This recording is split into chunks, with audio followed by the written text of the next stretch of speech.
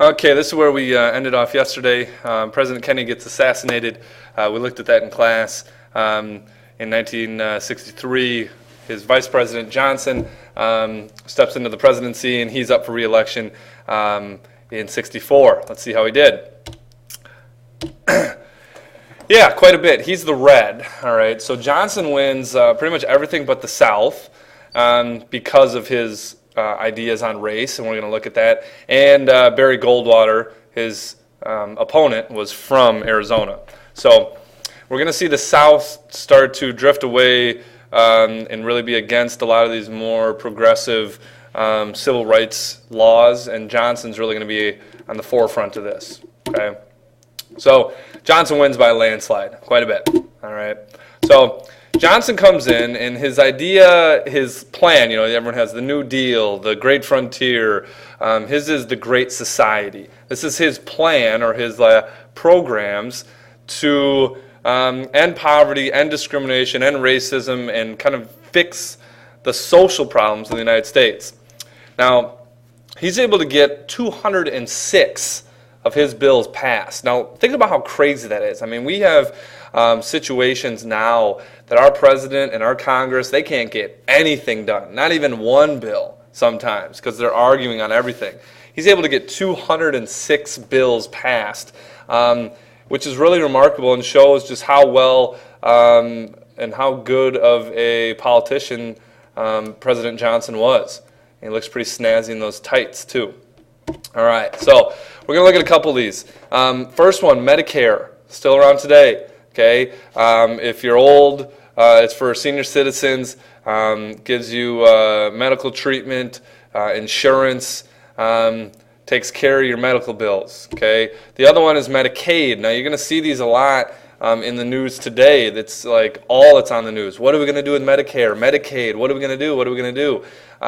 They were created by President Johnson. Okay, so just think Medicare, care for old people, Medicaid, aid for the poor. Okay, so Medicaid is like Badger Care, how they give health insurance for people that are poorer, don't have as much money, and then Medicare is for senior citizens. Okay, they're still used today. All right, I mean, everybody, we've looked at these before. Okay, they're still around, but they were created in part of Johnson's Great Society plan.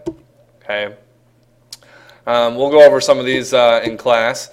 Next one, the quota system, which we've had since, 1920s. Okay, got rid of the quota system, the Immigration Act of 1965. This is really going to move a lot of Mexican immigrants into our country. Okay, gets rid of a lot of these quotas, these restrictions, and immigration is really going to go up quite a bit. Okay, so the Immigration Act again gets rid of this quota system, and I'll show you a graph here. You see, going up, going up, going up, and then you have the quota system here in the 20s drops down. Okay, you have the Bracero program, and you'll see it go up a little bit, and then 1965 right here, just boom, immigration. A lot. Just explodes. Okay, and this is because of this. This is because of Johnson's plan. All right. Now, so Johnson is doing this, with laws, legislation, getting things passed. Now we kind of looked at how the movement is changing. Martin Luther King Jr. It's changing for more self-defense, and we get this idea of Black Power. Okay, a guy by the name of Stokely Carmichael. Kind of popularizes and makes this more of a slogan of the more aggressive civil rights movement in 1966. All right, he urges his group, the Nonviolent Coordinating Committee, to stop recruiting whites. Okay, talks about that whites are more the issue, and you think about how Dr. King would look at this. He's saying, whoa, we don't need to be like all Black Power. Get rid of whites. They're the problem. And King really urges against the use of this Black Power idea because he thinks it's just going to lead to more violence. Okay. Now this is just something that's kind of so Stokely Carmichael here coming up with the Black Power slogan. All right. This has been in my room the whole year. I just kind of wanted to talk about this. You have the 1968 Olympics, Tommy Smith right here, John Carlos, 200-meter dash. They come out and really take a political stand on a national, international scale. So you have they don't have their shoes on to represent black poverty. He's got a scarf around his neck for black pride. He's got beads around his neck for those that were lynched in the past. And then during the national anthem, you see they put up their Black Power salute with their black gloves to really take a stand and show the rest of the world, like, hey, man, yeah, we're good athletes, but everything's not all good in the United States. Not at all. Both get suspended by the United States Olympic team. They get banned from the Olympic Village and get booed off stage, literally, for this. You think during the national anthem, everyone's got their hand over their heart and they're saluting the flag, and they're just saying, like, man, things are not cool in the United States. We need to kind of wake up and see what's going on. Okay. You see this quote here: "If I win, I'm an American, not a black American. But if I did something bad, then they say I'm a Negro." Okay, we're black. We're proud of being black. Black America will understand. We, in this case, say, yeah, they're American. Yeah, go America. And he's saying, hey, man, if I was just living at home, you'd just say I'm just some black guy. You can't just use me for what you want. And really takes a stand and really makes people kind of look at what's going on more in the U.S. Okay. Now, out of this Black Power movement, it's around the same time you get the Black Panther Party. Founded in Oakland, California by Huey Newton, Bobby Seale, okay? And this was created originally to protect blacks against police brutality. I mean, police in Oakland and other spots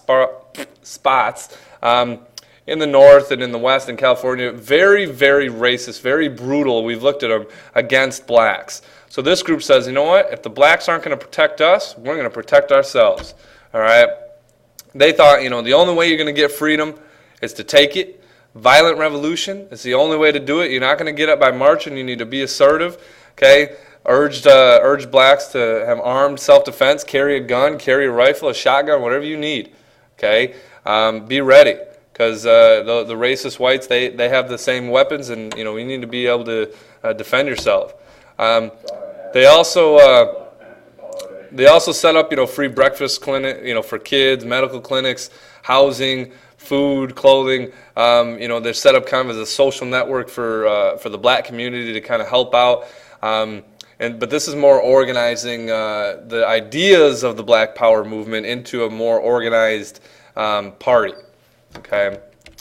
Here you see, I don't think anyone's going to nobody's going to spray this guy with a fire hose. Okay. No police dog is going to mess with this guy. All right. I mean, they're more assertive, more aggressive. Okay. Very different than what we've seen with the the nonviolence and Martin Luther King Jr. Okay.